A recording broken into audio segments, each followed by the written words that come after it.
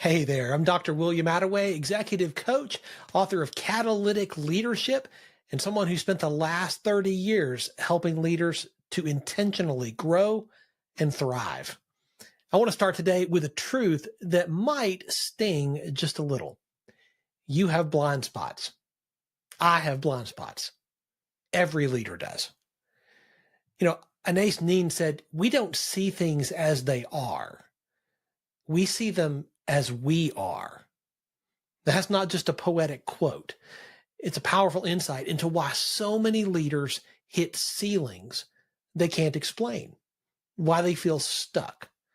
They're making decisions, they're building strategies, and they're leading teams even through lenses they don't even realize are distorted. But here's the good news. Those blind spots, they don't have to stay hidden. When we make evaluation a regular habit, we can uncover them and we can do something about them before they become breakdowns. Let me tell you a quick story. Early in my leadership journey, I was pastoring a growing team and a growing company, and things looked great on the outside. We had momentum, we had energy, and we had growth. But internally, I was running on fumes. And more importantly, I had unknowingly created a bottleneck. Every major decision ran through me. Not because I didn't trust the team, but because I hadn't taken the time to step back and evaluate how I was leading. It wasn't until one of my coaches called it out, lovingly, but directly. And then I saw it. That's the power of evaluation. It reveals what familiarity hides. These days, I coach business owners and agency founders who are moving fast. They are hustling, they are growing, and they are scaling. But when you move fast without evaluating, you end up drifting instead of driving. And drift is dangerous. Studies show that leaders have, on average, 3.4 blind spots. You know the funny thing about a blind spot? You don't know you have it. That's why it's called a blind spot. Now, there are some common examples that I see regularly in people that I work with, in people that I coach, in teams that I work with. Here's a couple of examples. The first one is this: overconfidence. This is when a leader doesn't listen because they assume they're right. That overconfidence becomes a blind spot. Confidence is great. Overconfidence, because you're not listening, that can be tragic and destructive. Here's another one: under communication. This is assuming people, particularly on your team, get it when they actually don't.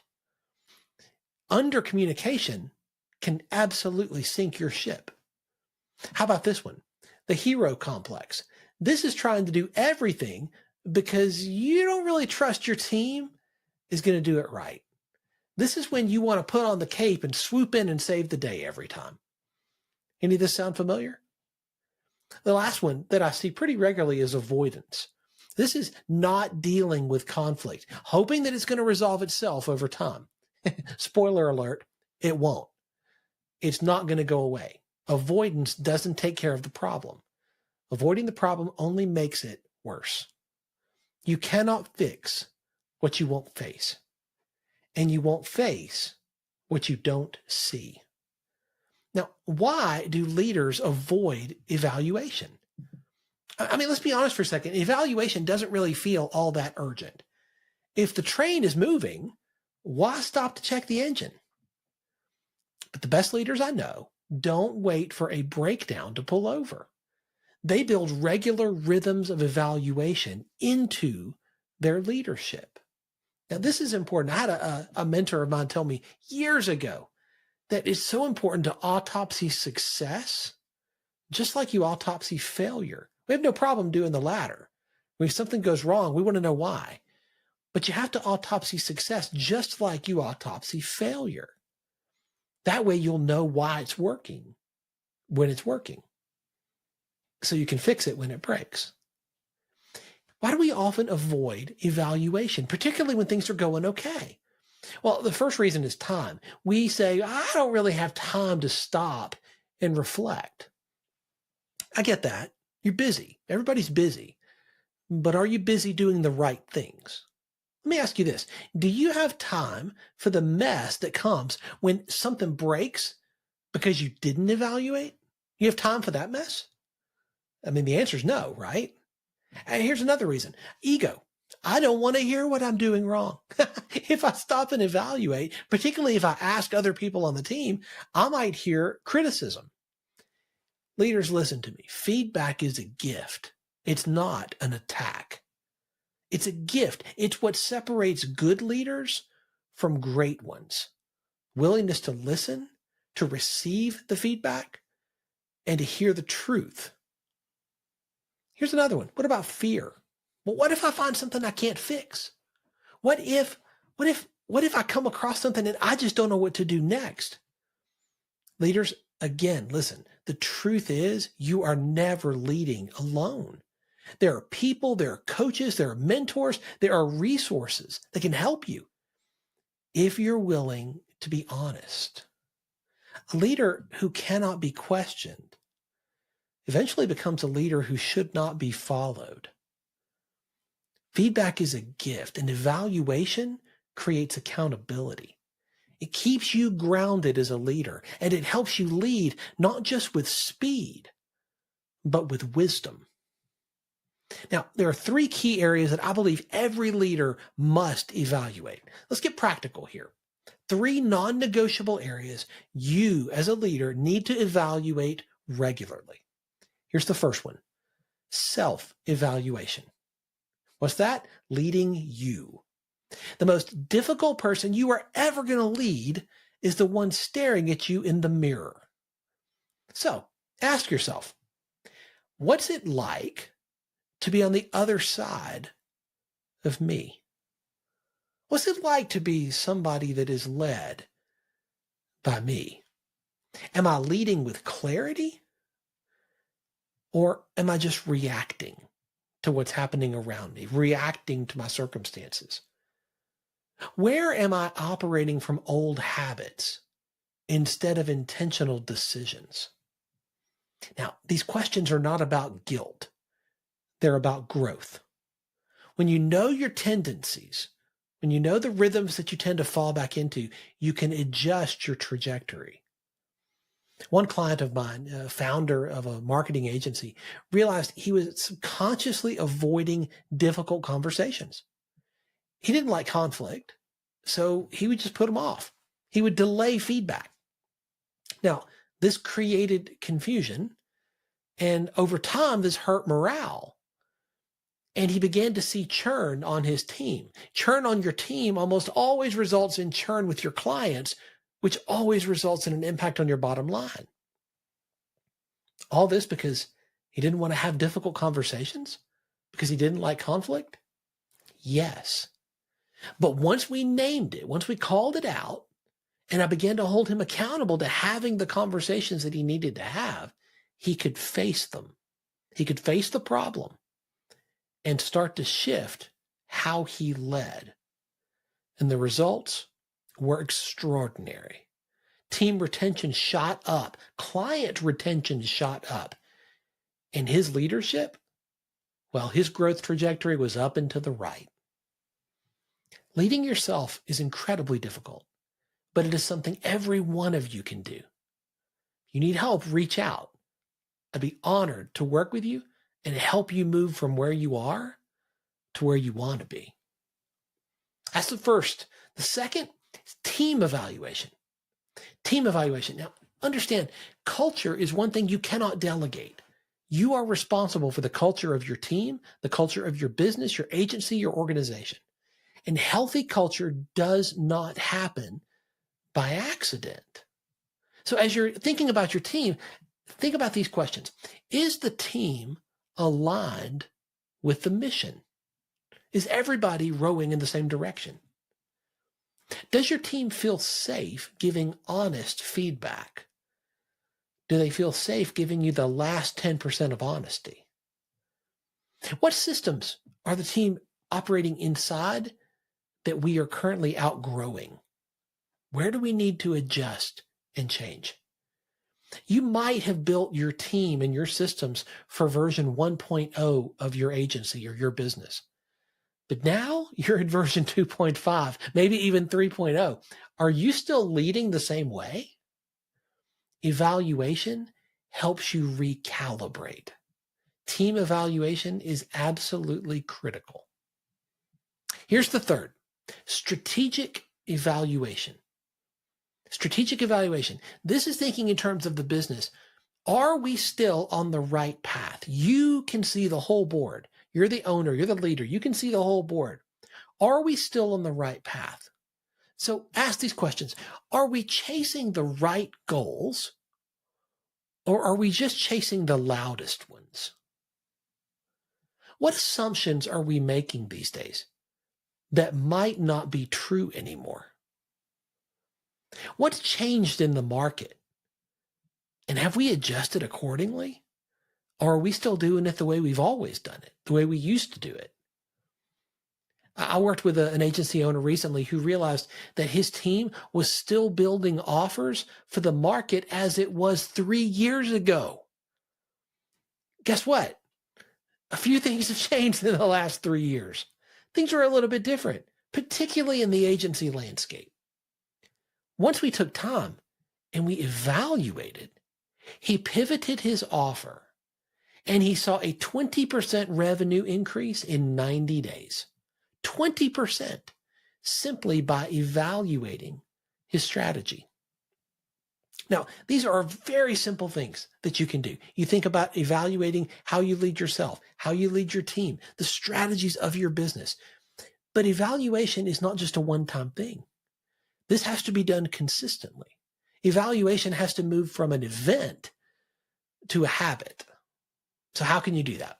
Well, one way I've done this for so many years now is through a weekly review. You put this on your calendar just like a meeting with your most important client, because you are your most important client. Your weekly review is a non-negotiable. You ask yourself, what did I learn this week? What were the things I can celebrate? What were my wins? Where did I swing and miss? What drained energy this week? What gave energy this week? What needs to change next week? Operate through questions like these. Questions like these and more are ones I use in my weekly review to help me see where I need to pour on the gas, where the fire is burning hot, and where I need to dial it back, because those places aren't effective anymore. This is a weekly review. If this is not something you're in the habit of doing, I cannot recommend it more. This is something excellent leaders do. This is something I teach my clients, and I want to share with you. The second thing I would share with you, the second rhythm or habit that I would challenge you to adopt, is a monthly team check-in. I want you to ask your team questions like, what should we start doing that we're not doing right now? What should we stop doing that we are doing right now? What should we keep on? Where do we need to stay on course? And when you hear the feedback, listen to it, receive it. Don't immediately push back on it or try to argue against it or try to justify what you're doing. Listen, receive it, evaluate it, and determine what makes the most sense going forward. Act on what you hear. When your team sees that their feedback leads to change, trust in you as the leader skyrockets. The third habit I would encourage you to adopt is a quarterly strategic review. This is a time when you can zoom out and you can ask questions like, are our goals aligned with our values? Are we measuring the right metrics? Are the KPIs still the KPIs we need to have? What needs pruning? What fire needs more gasoline poured on it? Great leaders stop to evaluate even when things are going well, especially when things are going well. Feedback can be fuel. So often we think about feedback and we think this is criticism. I want to tell you, feedback is not criticism. It can be insight. It's information. It can be fuel for your growth, your team's growth, and your business's growth. And the most trustworthy leaders that I know do not just tolerate feedback, they invite it. They say things to their team like, what's something I could be doing better as your leader? Where am I missing something? What would you do differently if you were in my shoes? And then when they get that feedback, they listen. They thank the person. And then they act. It is so critical that you receive the feedback that is given to you as a gift. Do not immediately move into argumentation. Do not immediately push back and try to justify what you're doing. Receive it, listen, welcome it. Remember, leaders who grow are leaders who listen. When you build a rhythm of evaluation as a leader, you're not just managing what is. You are unlocking what can be. Blind spots then can become breakthroughs. You make better decisions. You build stronger teams. You create momentum that is not built on hustle alone, but on health. Because healthy leaders build healthy cultures. And healthy cultures grow and scale sustainably. This is what I want for you. Now, as we wrap a bow on today, I want to leave you with this. Remember what Socrates said, the unexamined life is not worth living. But the examined life, the evaluated life, that is where real leadership begins. Remember, evaluation is not optional for a leader who wants to be catalytic. It is essential. Feedback is a gift. Feedback's your friend, not your enemy. Blind spots don't have to become breakdowns when you're willing to look. So where in your leadership do you need to start evaluating more intentionally? Who in your circle can help you see what you're missing, can help you see your blind spots? And what's one evaluation habit that I've talked about today that you're going to commit to this week? I'm so glad you were here today. If today was helpful, let's stay in touch. You can find me on LinkedIn. Send me a connection request. I'd love to connect with you. You can find me here. You can grab a copy of my last book, Catalytic Leadership, or you can join our free Facebook group called Catalytic Leadership, a group for leaders becoming catalytic. My hope and my goal is that you're going to implement what I've shared today in your own leadership. And if you'd like some help to go farther and to go faster than you can on your own, that's what I do. I help leaders just like you. Connect with me for individual coaching or for team workshops. Thank you for investing your time here today. Remember, growth never happens by accident. It happens on purpose. Let's lead intentionally and catalytically.